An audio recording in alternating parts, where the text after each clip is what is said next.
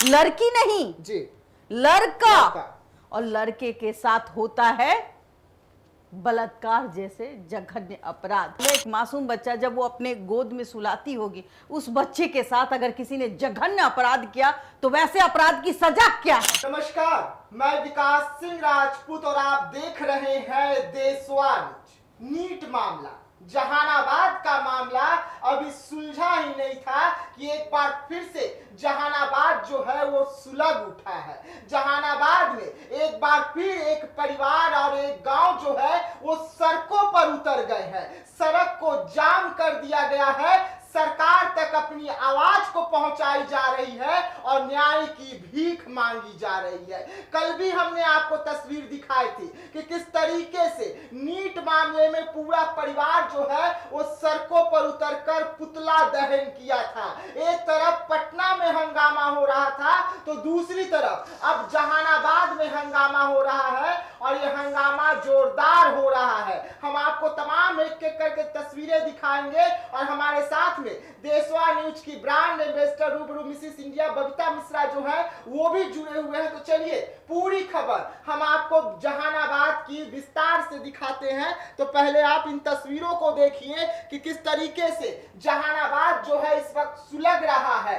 जहानाबाद में इस वक्त हंगामा हो रहा है और ये मासूम सा बच्चा जो आपको अपने टीवी स्क्रीन पर नजर आ रहा है, इसके साथ हैवानियत होती है और ये हॉस्टल है। मैम, आखिरकार इस हॉस्टल में क्या कुछ चल रहा था? गुरुकुल नाम तो लिखा गया है लेकिन यहाँ पर सारी हदें पार कर दी। देखिए मैं बात करूं, देखिए नाम है गुरुकुल जी, हॉस्टल, स्कूल, मतलब ये यहाँ जो है जो पेरेंट्स अपने बच्चों को, अशिक्षित पेरेंट्स जो होते हैं, जो गांव में रहते हैं, वो चाहते हैं हमारे जो बच्चे हैं वो IAS IPS बने। अभी नीट की छात्रा को देखिए, जहानाबाद से पटना आती है, पढ़ती है और आज भी CBI जांच हो रही है। फिर भी न्याय के लिए कहीं ना कहीं जो पेरेंट्स है, माता पिता है, वो बहुत ज्यादा असहज है। लेकिन इससे भी निर्मम और शर्मसार कर देने वाली ये घटना है। जरा इसे अभी ताला दिख रहा है, मैं आपको बताऊंगी, सील कर दिया, लेकिन इस हॉस्टल को देखिए, ये खंडर नुमा हॉस्टल है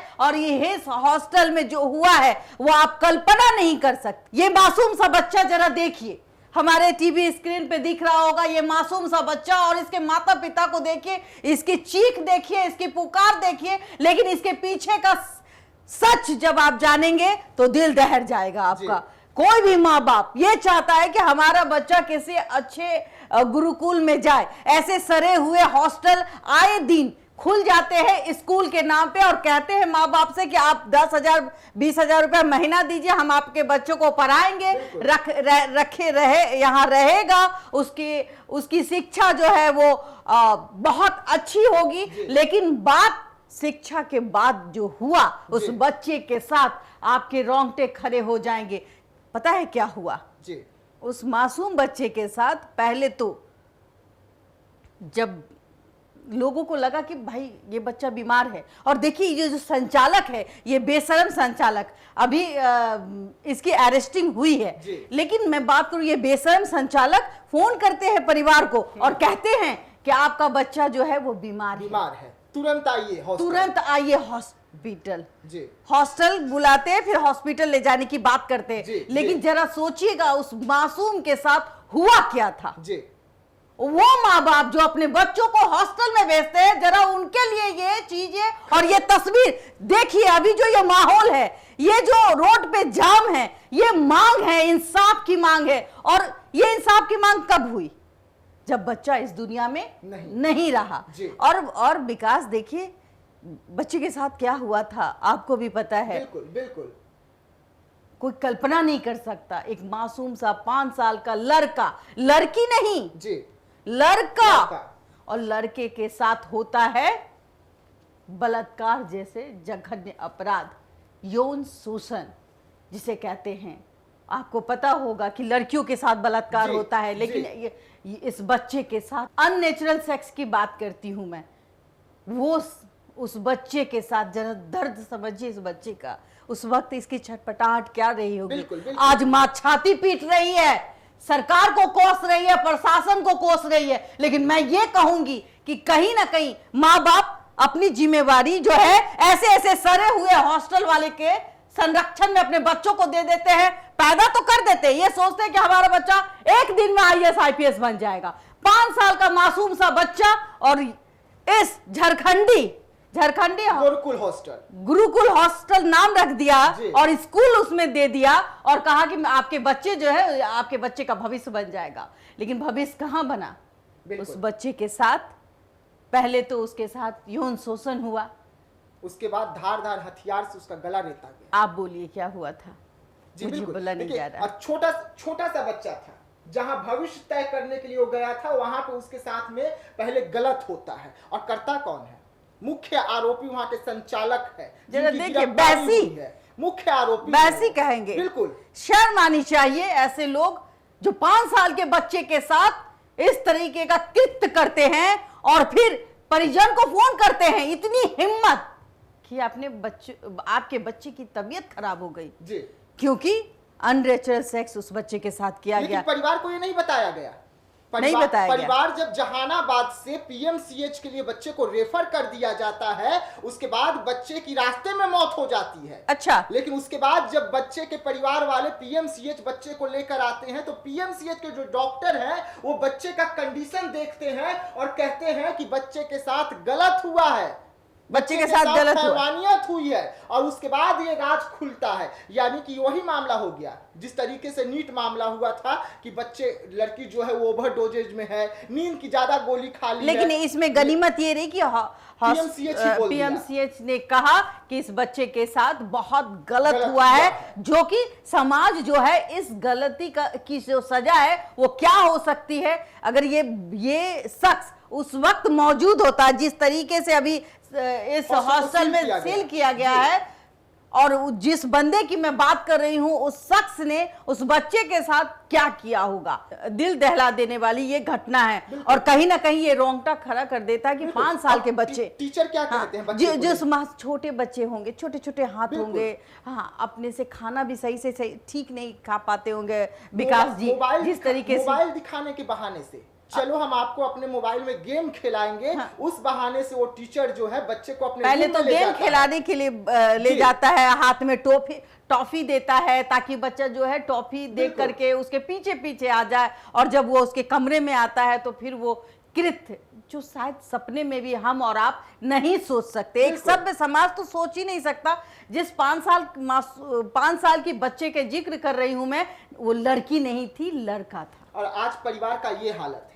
आज परिवार उसी हॉस्टल के बाहर इस तरीके से अपने बच्चे के बॉडी को सड़क पर रखकर रो रहे हैं, चीख रहे हैं, चिल्ला रहे हैं, सरकार को दुहार दे रहे हैं, सरकार को कि इंसाफ दीजिए, इंसाफ दीजिए। और जरा देखिए, मुझे इंसाफ चाहिए। हाँ, सबसे बड़ा सवाल है कि ऐसे हॉस्टल, ऐसे स्कूल, झोला छाप हॉस्टल किस प्रकार खुले होंगे, ये सोचने वाली बात है। ये मासूम सा बच्चा, और मैं इसकी छवि जो है इस तरीके से धुंधली कर दी गई है ताकि जो आप विचलित ना हो। बिल्कुल।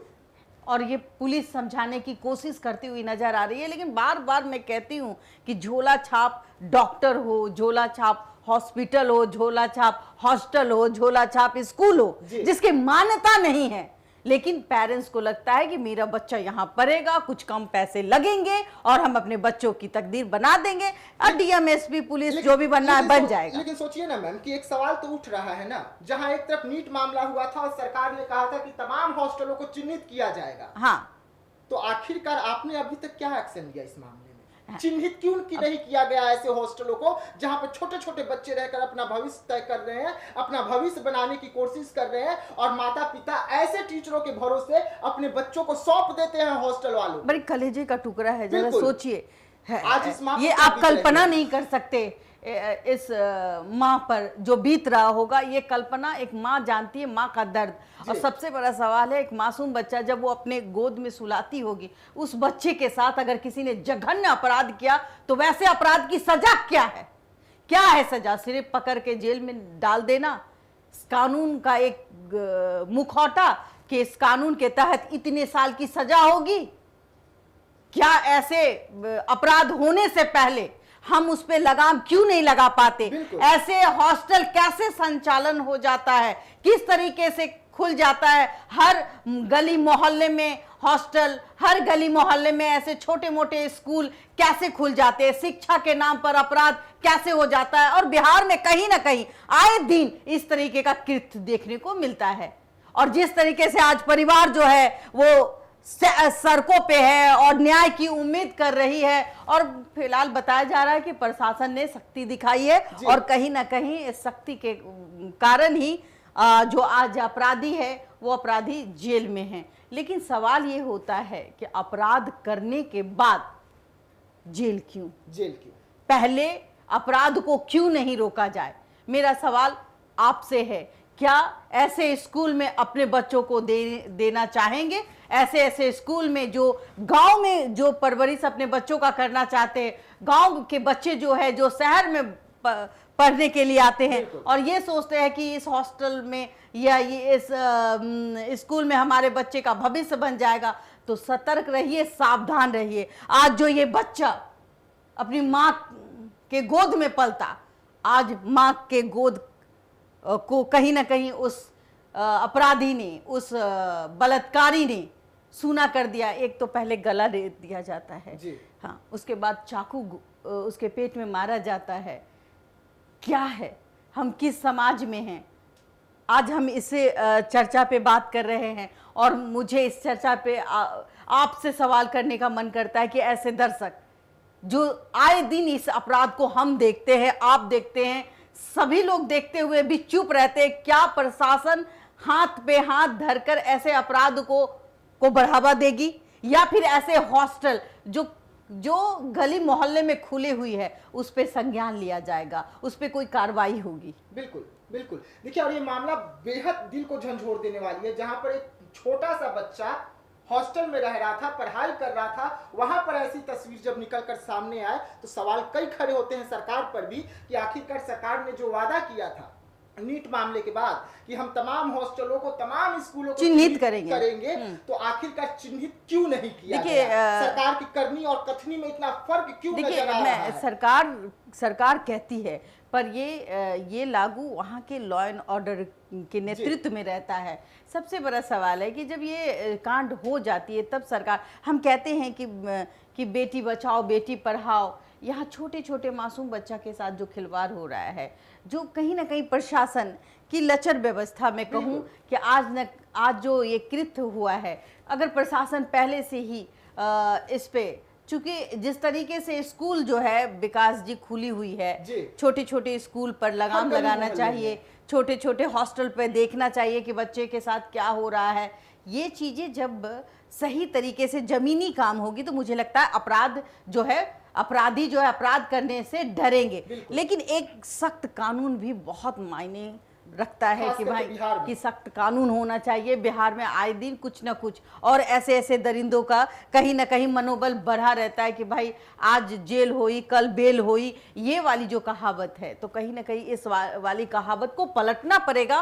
और जब गृह विभाग जो है सम्राट चौधरी जी के पास है, तो मैं कहूँगी कि नियम बनाइए और सख्त कार्रवाई कीजिए, ताकि बिहार में बच्चों के साथ जो अपराध हो रहा है, आए दिन अपराध हो रहा है, उस पर नियंत्रण लग पाए।